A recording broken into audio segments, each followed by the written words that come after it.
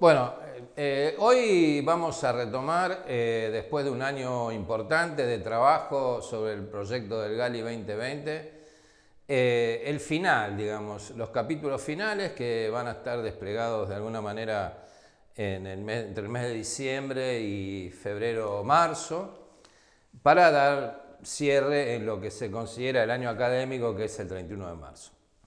Nosotros, esta presentación está concentrada de alguna manera en una serie de imágenes gráficas, de planos y dibujos, artículos de diario y fotos que podríamos llamar sociales, que fueron las que habitualmente se hicieron durante toda la década del 90 en vida del Flaco Gali, en las diferentes muestras y exposiciones que la cátedra hacía generalmente 2 veces por año, que nosotros llamábamos temporada de invierno y temporada de verano, donde la cátedra había decidido exponerse en ese momento de alto debate sobre la arquitectura y el urbanismo en Rosario, la cultura en general, que fueron los años 90, y en particular sobre el tema de los artículos de diario. En ese momento la sección de arquitectura del Página 12 la producía Rubén Pitu Fernández, que gentilmente siempre abría el diario para distintas expresiones de la Facultad de Arquitectura y del arte y la cultura en general de Rosario. Ante todo, ¿cómo no recordar las noches de taller? Que fue el lugar en donde se daba el encuentro de estudiantes que venían de otras cátedras, de espacios diferentes, con bagajes distintos. Fue un lugar muy enriquecedor en donde la interacción, el trabajo en grupo, las prácticas proyectuales y las noches de enchinchada y sobre todo el entusiasmo por participar era un sentimiento común. Mi tránsito por la cátedra lo podía describir en que una palabra, la cátedra me desformó. Desformar en el sentido que me pude entender que la arquitectura era una disciplina que podía ser abordada desde múltiples variables. Recuerdo anécdotas, relatos de historias, comenzábamos a tener una visión diferente de la arquitectura, sobre todo de lo que se hablaba en otras cátedras, en donde se decía que en la cátedra de Gali estaban todos un poquito locos o que lo que íbamos a hacer o estábamos haciendo no nos iba a servir para la vida profesional posterior. Pero bueno, lo que teníamos claro era que era algo diferente, que algo estaba pasando y que ahí es donde queríamos estar. No solo los estudiantes del taller se enriquecían con las propuestas, se fue generando una movida que estudiantes de otras cátedras, docentes y amigos venían a ver. El primer ejercicio que se me viene a la mente fue el cuarto año, cuando entramos, que era la casa como un sueño. Nosotros veníamos de otras cátedras, con otras dinámicas, con otros lugares de exploración, y llegamos a este espacio donde el ejercicio era la casa como un sueño. Y ese ejercicio también tenía que partir de la intuición. Él decía, de la intuición entendida como la experiencia individual que cada uno traía. Así que ese regalo para mí, que nos permitía librarnos sobradamente de la cuestión estructural, infraestructural, proyectar a partir del deseo y no desde la necesidad, para mí fue un presente que la cátedra nos dio en el primer año. Como docentes del taller matéricos de la cátedra de Marcelo Barrales, un poco para hacer unos comentarios, una reflexión sobre el seminario que tuvo curso el año pasado, en el 2020, el seminario Gali 2020. Comentaremos un poco la experiencia que tuvimos en relación a los trabajos que se hicieron durante el año. Se retomaron algunos ejercicios que se daban en aquella época, en la década del 90, los formulados por el Flaco Gali. En alguna instancia di con el texto manifiesto, ¿no?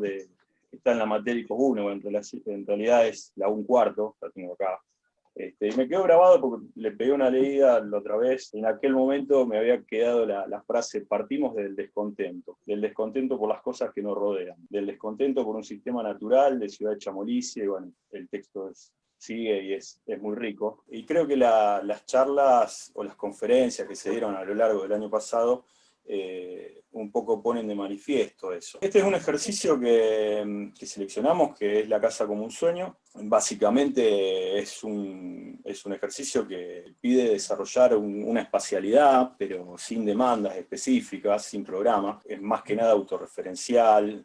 Y es cómo construir sobre un deseo más que sobre una necesidad. El proyecto es interesante porque analiza, digamos, la estructura del sueño. Entonces, bueno, trabaja sobre una repetición de elementos, sobre una mutación, sobre una estructura cambiante. Entonces es como una casa que va girando sobre sus distintos ejes. Entonces va arrojando distintas sombras y a la vez va dejando como unos rastros de apoyo. Entonces, bueno, eso la hace flexible y mutante a la espacialidad. Entonces, por momento, lo que es un piso termina siendo cubierta. No por casualidad, las cosas pasaban en el turno noche y las clases duraban más allá del recinto del taller. Siempre se prolongaban en otros espacios. Recuerdo cuando el bedel venía a las 12 de la noche a apagarnos la luz y nosotros no queríamos irnos, le pedíamos un rato más.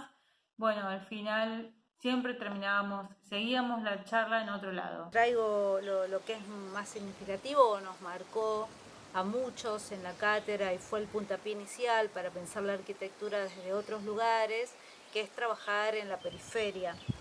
Ya en los 80 el Flaco decía que la caída del muro de Berlín, la globalización, entre otros acontecimientos, y los registros de la pobreza en aumento generaron un territorio próximo a la ciudad con una extraña y vital condición de periferia. El desarrollo o explosión de lo urbano hacia el territorio, basado en la dispersión, segregación y fragmentación de la ciudad, decía, que suponía un cambio radical, tanto en los lugares como en la forma que íbamos a abordar la arquitectura. Ya lo decía en aquel momento. Cuando comenzamos Proyecto 1 fue muy interesante los ejercicios proyectuales para lograr una apertura general de cabeza. Teníamos que tratar de entender que había otra manera de hacer arquitectura y los docentes creo que estaban al nivel de poder darnos esas explicaciones. Trabajar en la periferia, en aquel límite entre la ciudad formal o consolidada y la ciudad informal o espontánea, que los ejercicios acababan siendo respuestas proyectuales a una problemática social. El Flaco siempre decía que el territorio no era un objeto moldeable esperando a ser intervenido por nosotros los arquitectos, sino que debía ser un lugar practicado, vivido, y también era un territorio de negociaciones políticas. Por eso la importancia, él decía, de etnografiar el entorno construido. Siempre hubo un foco especialmente en lo social, como algo que tenemos que hacernos cargo, un tema que debe ocuparnos por el lugar en donde estamos y porque la arquitectura hay que pensarla como una herramienta indispensable de inclusión y de cambio. Y entre poesía, filosofía, humo, tabaco, cerveza, un día el Flaco no volvió a la cátedra a dar clases. Pero nosotros los llevamos dentro, llevamos sus enseñanzas, honramos lo que nos enseñó con nuestra práctica proyectual como arquitectos y desde siempre vamos a estar muy agradecidos. No es casualidad que las primeras publicaciones hayan surgido en esos años. La primera fue un cuarto, luego Matéricos Periféricos, que hasta el día de hoy muestran las intensas prácticas del taller. A mí me gustaría compartir algunas lecturas, pero sobre todo de la presencia del taller en los medios que circulaban en la ciudad de Rosario allá por la década de los 90. Particularmente me voy a centrar en una cierta descripción acerca de la estructura y del contenido de la revista Matéricos Periféricos. Por esos años también nos visitaron grandes arquitectos como Tony Gironès, Tom Main, Miralles, Angelo Gucci, Jorge Moscato, Solano Benítez, y también formaron parte de esta movida que contagiaba entusiasmo y ganas de hacer arquitectura. El primer lanzamiento de esta revista fue en noviembre del 96, con el fin de hacer un registro editorial, gráfico y de investigación, que siempre obviamente entrecruzaba poesía, textos, dibujos, citas, pensamientos y obviamente proyectos de estudiantes y de docentes, como también inquietudes de arquitectos que eran invitados afines a la cátedra, y por supuesto que siempre también finalmente había un montón de fotografías que daban cuenta de la alegría que circulaba por el taller. Y nos dejamos llevar, creo, por la suma interminable de estímulos a nuestra mente, a nuestras experiencias, nuestros pensamientos. Creo que de otro modo no hubiera podido ser posible. Matéricos Periféricos nace como un deseo en común, es una publicación autogestionada, que fue, es y será posible gracias a la pasión y a la dedicación de alumnos y docentes. Releer estas editoriales a mí me invitó a recordar aquellas charlas introductorias que daba el Flaco en los comienzos de cada proyecto. Entre el humo del tabaco en el aula, Gali siempre nos sumergía con sus palabras en un mundo donde la ficción era posible. Siempre al final de estas revistas había un mosaico de fotografías en blanco y negro, en escala de grises, que dan cuenta no solo de la época en la que se hicieron, sino que también de esos instantes como detenidos en el tiempo, que reflejan la interacción que había social en cada grupo. Estos registros de los encuentros que hemos compartido, que en ocasiones eran, o casi siempre eran interminables, pero que bueno, todavía tienen un espacio en estas últimas páginas o en cualquier lugar abierto de la ciudad de Rosario. Estuvo buenísimo, más que nada nosotras, digamos, no habiendo estado o no habiendo sido parte en su momento del taller, poder sentirnos parte, digamos, a través de todas estas charlas que se fueron dando, de invitados graduados y de estudiantes y de arquitectos que no son de Rosario necesariamente, que estuvieron aportando un montón al taller y a los alumnos, y digamos destacar la importancia y cómo, digamos, siguen vigentes algunas cuestiones hoy en día, y lo importante que es el legado, digamos, que nos dejaron y que nos dejó el taller, y de alguna manera retomarlo, estando bien en 2021, digamos. Para mí estuvo buenísimo. Un poco, bueno, como decía Juli, esto de las charlas en sí, no sé si, bueno, destacar una más que otra, porque la verdad que todas fueron muy enriquecedoras para todos, bueno, los estudiantes con los que estuvimos este año compartiendo, pero sí, por ahí la de Fabián Lonch, con Cristian Mare, que era como también la novedad para los estudiantes, decir, bueno, ellos cursaron en el taller, y mira ahora, digamos, qué está haciendo cada uno después de no sé, 15 años, quizás. Que por ahí la diferencia cuando uno escucha una charla de arquitectos que saben que son de afuera, que son más por ahí, que los conoce, digamos, en otros ámbitos, bueno, como esta novedad o este entusiasmo de ver qué es lo que, digamos, cómo transcurrieron, digamos, su estudio, su carrera y, bueno, ya la profesión. Ver a los mismos docentes mostrar sus trabajos, cuando tenían su estudio, como el grupo Vagón, bueno, que se puede ver también qué hizo cada uno una vez que terminó la facultad, ¿no?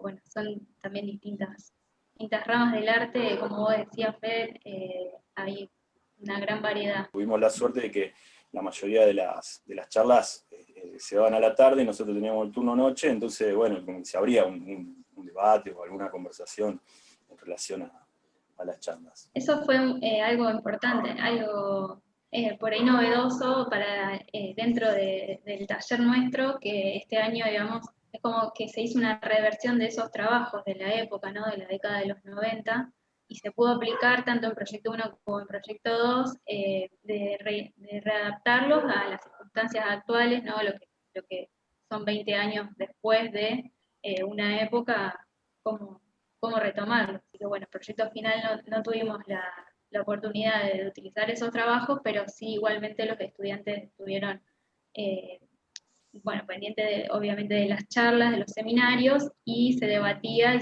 bueno, de donde se podía tomar para cada uno realizar su proyecto, lo pudo utilizar. Lo interesante para mí fue el retomar, digamos, la metodología que tenían de trabajo en esa época, digamos, cómo el taller abordaba distintas cuestiones, siendo un taller tan grande, y poder retomarlo al día de hoy, tocando justamente esos trabajos prácticos que se usaban, que se abordaban en ese momento. Después tenemos el motel urbano. El motel urbano está dado por un lugar caótico, un interior de manzana, está fuertemente ligado a la movilidad o al desplazamiento del automóvil. Un lugar pensado, en este caso, en un lote irregular, también de una manzana irregular de la ciudad de Rosario, en el barrio Pichincha más exactamente, donde, bueno, el lote tiene salida por 4 calles, se dan estas arquitecturas que son muy interesantes, que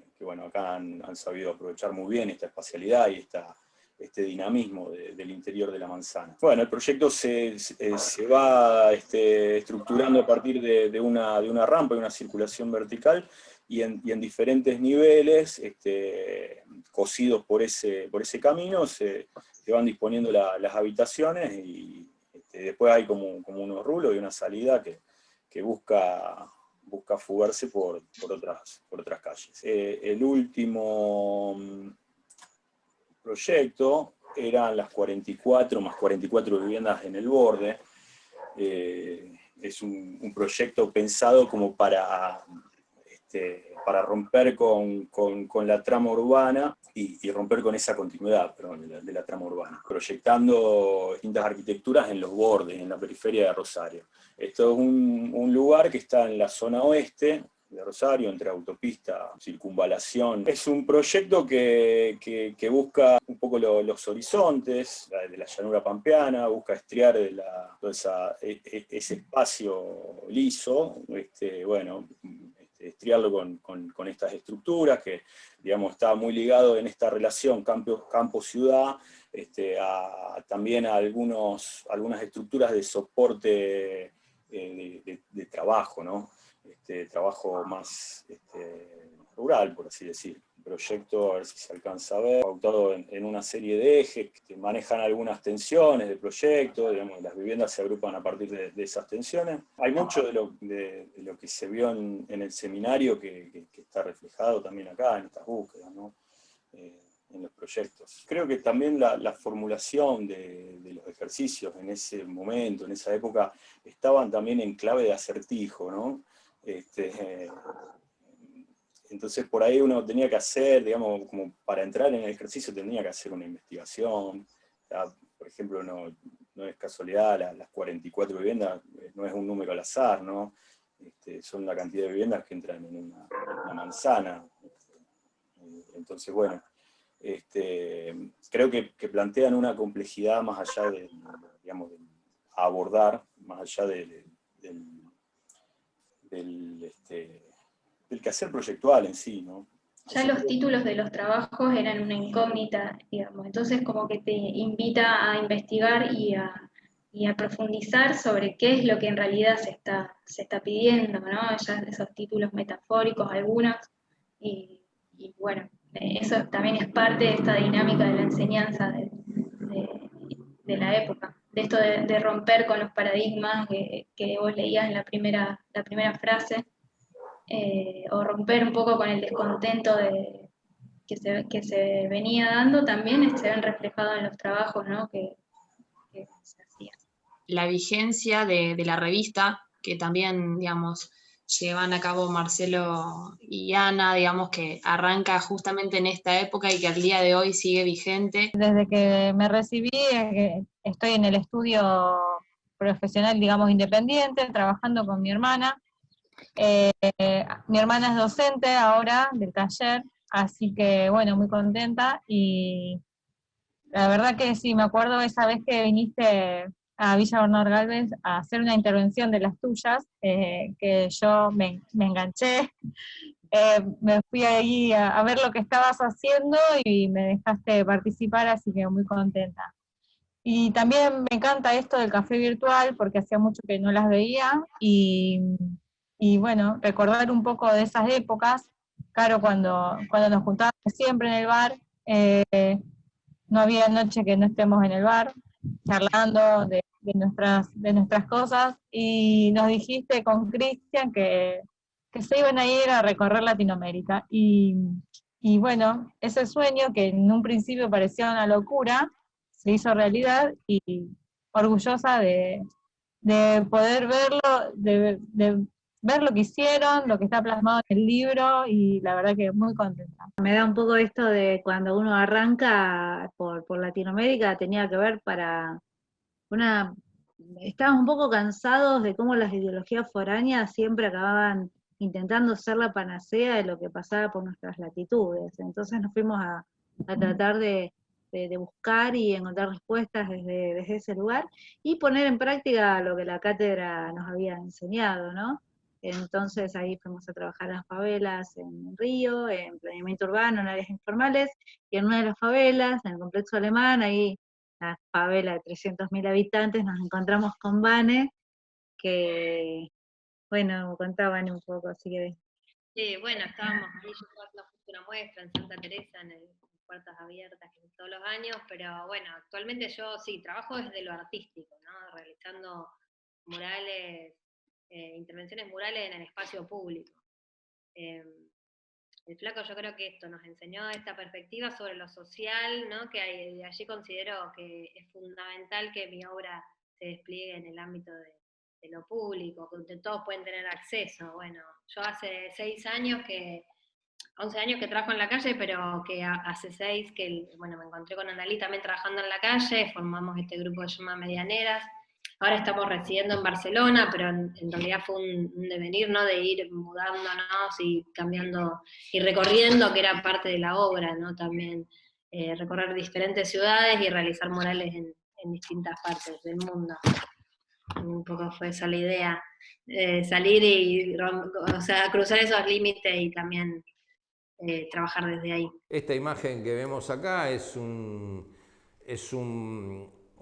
plano, digamos, del proyecto que conjuntamente hicimos con algunos docentes de la facultad. Eso nos daba de taller, digamos, Appiani, Perazzo, Latanzi, Cataldi y yo, junto con el flaco Gali. Voy a leer el texto de Adrián Caballero. Adrián Caballero fue invitado en ese momento por nosotros. Entre otros párrafos, el cierre, y que creo que tiene que ver con eso que llamamos espíritu de la época, decía así: el proyecto se instala como una suerte de contundente vacilación, que remitida al contenido de las citas expuestas supone la aceptación o resignación de la crisis de los fundamentos ideológicos del plan y de sus mitos, instaladas en el lugar urbano de la batalla crucial entre ciudad real y ciudad soñada. La forma apareciendo como la antiutopía o contrautopía de la transformación urbana, la negación conceptual y la afirmación formal según los términos de Foglia, rescatando al método o el antimétodo de la composición elemental como expresión tajante y definitiva de su apariencia de la impotencia y al mismo tiempo de la voluntad transformadora frente al predominio de las incógnitas sobre las seguridades. El proyecto entonces como lo definitivo de la incertidumbre, la apariencia utópica del posibilismo y la materialidad final de la permanencia del conflicto, la heterogeneidad urbana en un simulacro de ordenamiento.